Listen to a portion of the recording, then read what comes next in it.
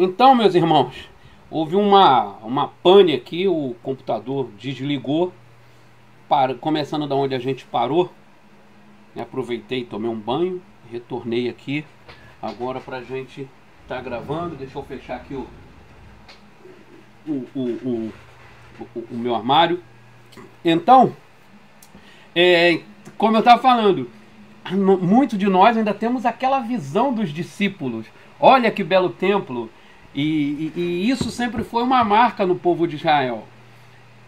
Quando o Senhor vai ao encontro de Ezequiel e fala, ó, retirarei a delícia dos vossos olhos, falando da destruição do templo, que Nabucodonosor iria destruir, ia queimar, ia acabar com tudo. E aquilo era a delícia dos olhos dele. Então a gente estava falando, baseado aqui na treliça e a videira, da questão da sobrecarga no ministério pastoral. Muito por erro do pastor, por erro da liderança, de uma liderança conduzida de maneira equivocada, porque uma liderança onde pensa que somente os líderes são responsáveis pelo crescimento da igreja. Uma liderança onde às vezes pensam que a igreja, a estrutura, a videira, ela é uma prioridade, e ela nisso acaba demandando todo o esforço da liderança da igreja. E isso faz com que tenhamos situações como essa, ainda lendo a treliça e a videira. Imagine um cristão, estou lendo aqui a treliça e a videira, um excerto aqui do A Treliça e a Videira. Tentaremos ilustrar o que estas mudanças de mentalidade significam na prática com apenas um exemplo. O autor vinha mudando, fazendo uma sugestão de mudanças de mentalidade. O que no capítulo 2 do livro isso? A mudança de mentalidade no ministério, onde ele sugere, primeiro, realizar programas para edificar pessoas. Lembra do que a gente falou dentro da definição da educação? Processo e intenção. Proposital. Ela tem que ter um objetivo. A educação cristã é objetiva. Ela tem um propósito a ser alcançado. Então aqui, realizar programas para edificar pessoas. Não é entretenimento, é para edificar pessoas. Realizar eventos para treinar pessoas. De usar pessoas para promover o crescimento da obra. Usar pessoas para o crescimento da obra. Aperfeiçoar santos para a obra do ministério. Então são santos edificando, não somente a liderança. De preencher lacunas para treinar novos obreiros. Entendeu? Então, qual é a mudança de paradigmas? Do realizar programas para edificar pessoas, do realizar eventos para treinar pessoas, do usar pessoas para promover crescimento dessas pessoas, do preencher lacunas para treinar pessoas, do resolver problemas para ajudar pessoas a progredir, do prender-se a ministério ordenado para desenvolver liderança de equipe, do focalizar-se em governo de igreja para o formar parcerias de ministério, do depender do treinamento de instituições para o estabelecimento de treinamento local, do focalizar-se em pressões imediatas para objetivar expansão a longo prazo, do engajar-se em administração para engajar-se em ministério, do buscar o crescimento da igreja para desejar o crescimento do evangelho. Essas são as mudanças de perspectiva. Quando você deixa de se preocupar com a treliça e bota a preocupação prioritária com a videira, para que essa cresça e apareça. Então, aí ele usa um exemplo aqui para ilustrar essa mudança de mentalidade. Tentaremos ilustrar o que estas mudanças de mentalidade significam na prática com apenas um exemplo básico. Imagine que um cristão razoavelmente firme diga a você após o culto de domingo de manhã: veja, gostaria de me envolver mais aqui. e oferecer alguma contribuição, mas sinto-me como se não houvesse nada para eu fazer. Estou do lado de fora. Ninguém me pede para que faça parte de uma comissão ou lidere estudos bíblicos. O que posso fazer? O que você pensaria imediatamente? Começaria a pensar em algum evento ou programa que deveria começar e na qual essa pessoa poderia ajudar? Algum trabalho que precisaria ser feito? Algum ministério ao qual ela poderia juntar-se e dar apoio? É desta maneira que costumamos pensar sobre o envolvimento de membros da igreja na vida congregacional. Em termos de trabalhos e funções, recepcionista, líder de estudo bíblico, professor de escola bíblica dominical, tesoureiro, presbítero, músico, líder de louvor e assim por diante. A implicação desta maneira de pensar na vida da congregação é clara.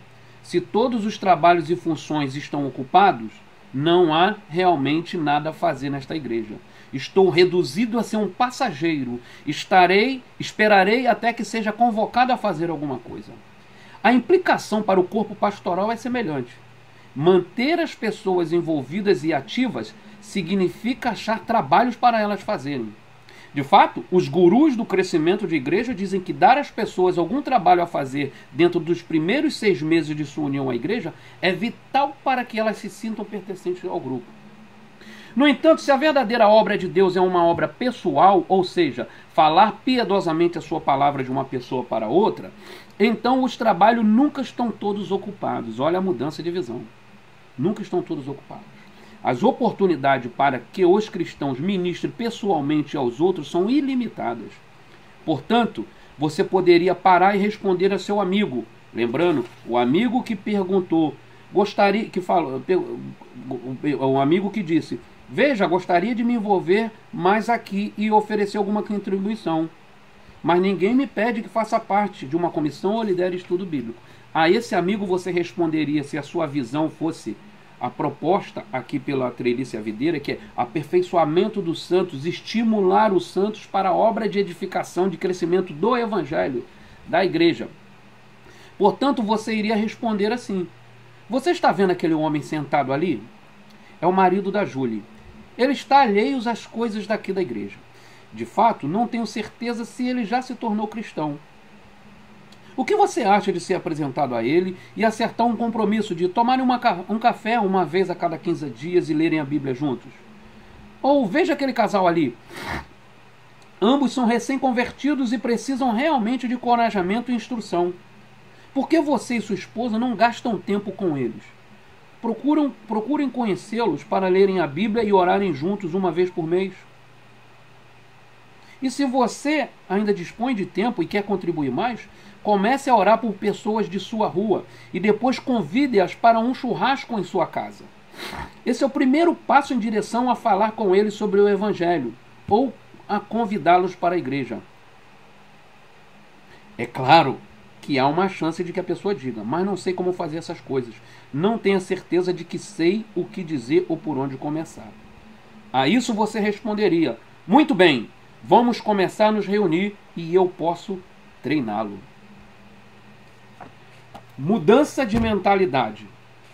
Como todos os livros, a gente nunca vai concordar com tudo, mas o cerne do livro, a proposição, a tese do livro é muito boa e tem muito a ver com a mentalidade de educação cristã, com a mentalidade de ensino religioso, com a mentalidade de expansão do evangelho, de preparação dos santos. Então, voltando aqui, na dinâmica do ministério total, na visão bíblica, Cristo deu à igreja pastores e mestres para aperfeiçoamento dos santos, para esses juntamente trabalharem, cooperarem para o crescimento do corpo.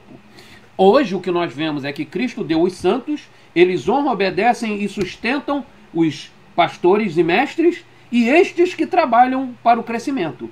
Portanto, se apresentam sobrecarregados, afadigados e muitas vezes desviados do propósito principal, que é o crescimento e edificação da igreja, e pensam em crescer a igreja, ao invés de edificar a igreja. Seguindo então, uma educação religiosa integral, ela tem alguns passos. A vontade de Deus, a missão da igreja, a missão da pessoa, o desenvolvimento da pessoa.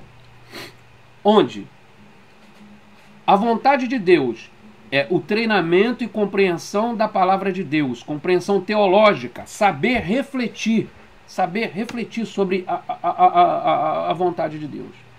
A missão da igreja, treinamento para a vida comunitária, compreensão social, conviver.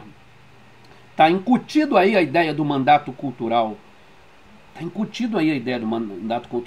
Treinamento para a vida comunitária, mandato social, compreensão social, conviver. A missão da pessoa, treinamento para o trabalho no reino de Deus, compreensão funcional e ministerial, fazer. Eu preciso saber o que fazer. Eu preciso ser preparado para a obra do ministério. Não é essa a função do ministério levantada e atestada por Efésios 4:11? Para a preparação dos santos para a obra do ministério? Então, eu preciso ser preparado. E desenvolvimento da pessoa, treinamento para uma vida pessoal equilibrada, compreensão ontológica e existencial. Ontológica, compreensão de quem é, a ideia de ser, quem eu sou,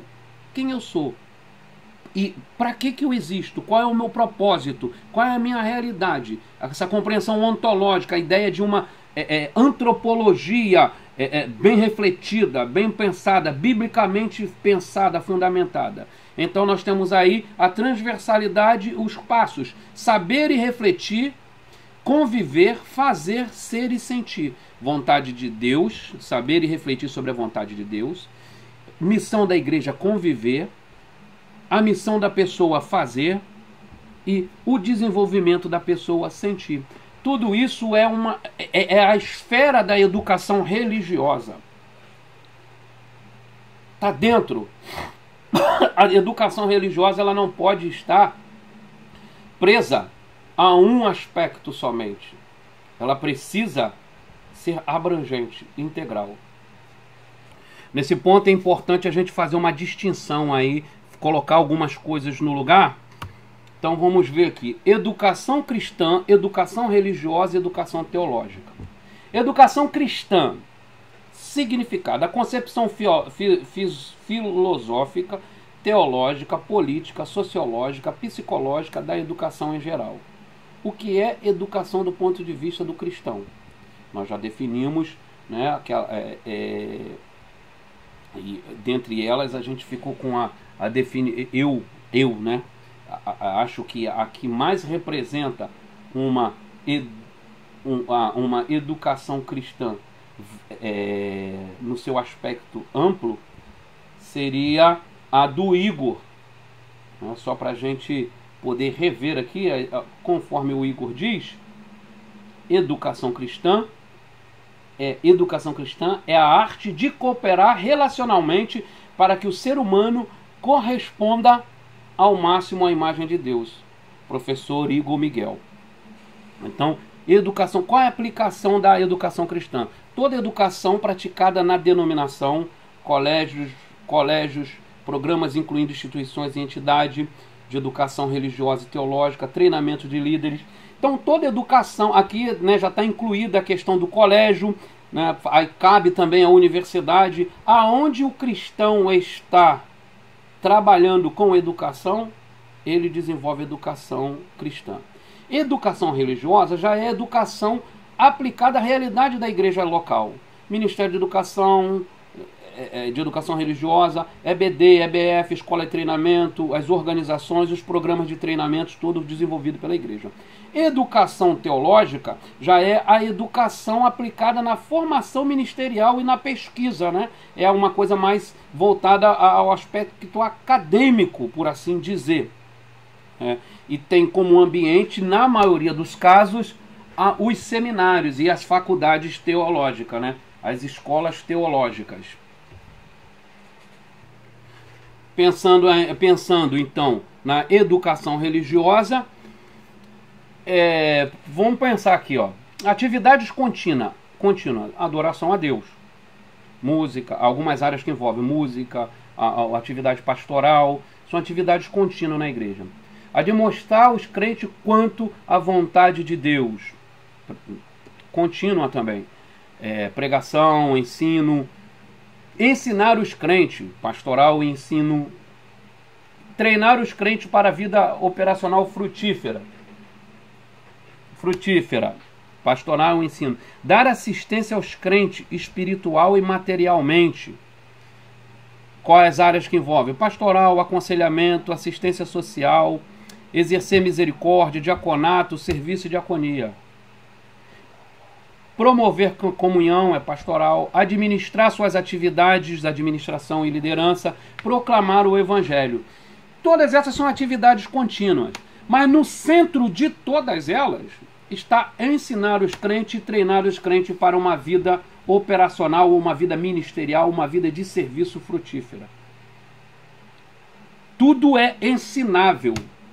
Tudo é ensinável. Tudo é a partir do ensino.